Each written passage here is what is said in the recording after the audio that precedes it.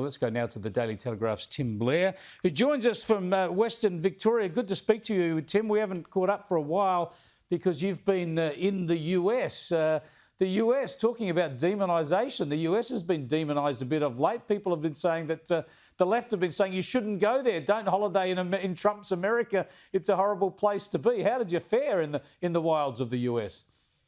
Well, I was actually promised by multiple articles in the 9 newspapers and elsewhere, the ABC, that America was actually difficult to get into, that I might be turned away or I'd join people in some sort of, gulags. But as it happens, it's very easy to get in the United States. It's as easy as it's ever been. And during 3 weeks there in multiple states, I didn't hear Donald Trump mentioned once.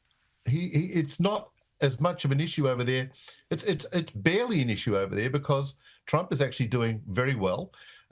People are very satisfied with the accomplishments made by ICE, the immigration police or authorities, and things are trending up.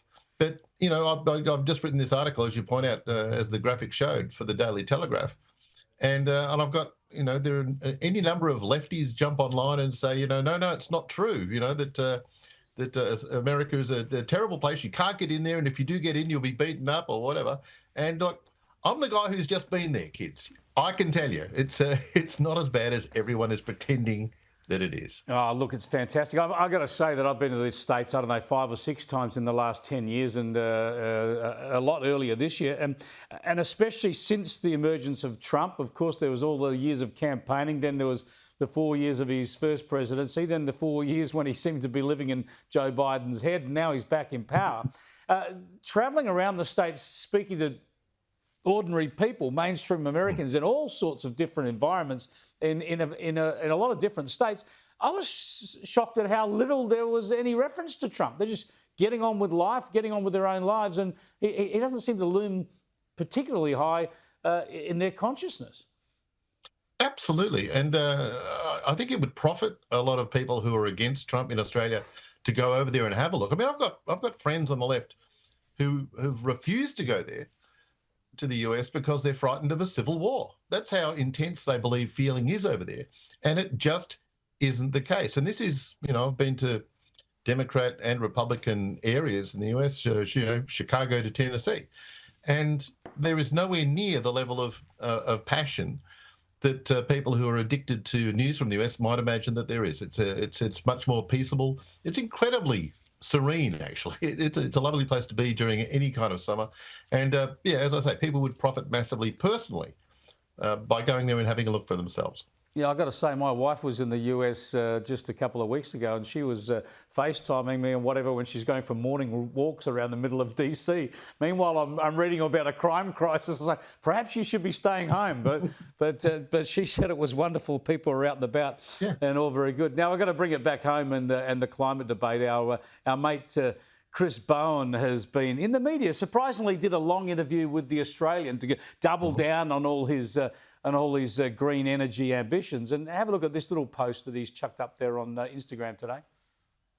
Well, I'm very proud that the Arnott's factory is here in our community in Huntingwood. And did you know that it's powered by 9,000 solar panels on the roof? And from today, with these wonderful batteries as well, because Arnott's has done what so many Australian households are doing and put in batteries, because that helps power through the night as well as the day. Getting on with the job, renewable energy, the cheapest, most reliable form of energy. Well done, Arnott's.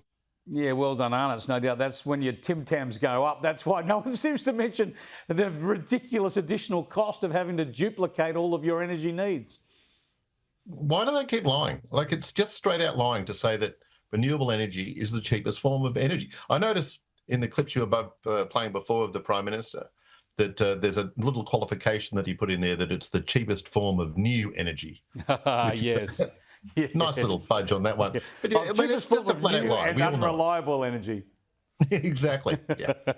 Just quickly, though, there's talk that Australia might miss out on getting the climate summit, the COP26 or 7 or whatever it is that they want to run in Adelaide. This is good news, surely, if Turkey does this instead of us, because it's just got to cost taxpayers another $100 million for another useless talk fest.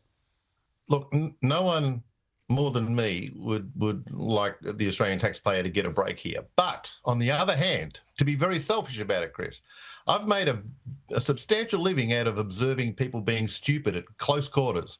And I'm not going to miss for the whole world the opportunity to have a climate festival right here in our own country. You are right. With Chris, like these people, this is my retirement package, man. I can cash in so much on this. So bring it to Australia and let it happen. I've always thought it would be great to fun to turn up at a COP with a camera crew and just interview some of the nutters there. If it's in Australia, we'll be able to we'll do the show out of Adelaide for the whole COP process. If Seriously, it happens, man, sign me up. I'll be there for the Daily Telegraph. I'll be there for Sky all the way. Changed my mind. We've got to undercut Turkey and make sure it comes here, no matter what it costs. Thanks for joining us, Tim. Tim Blair there. You can read his stuff in the Daily Telegraph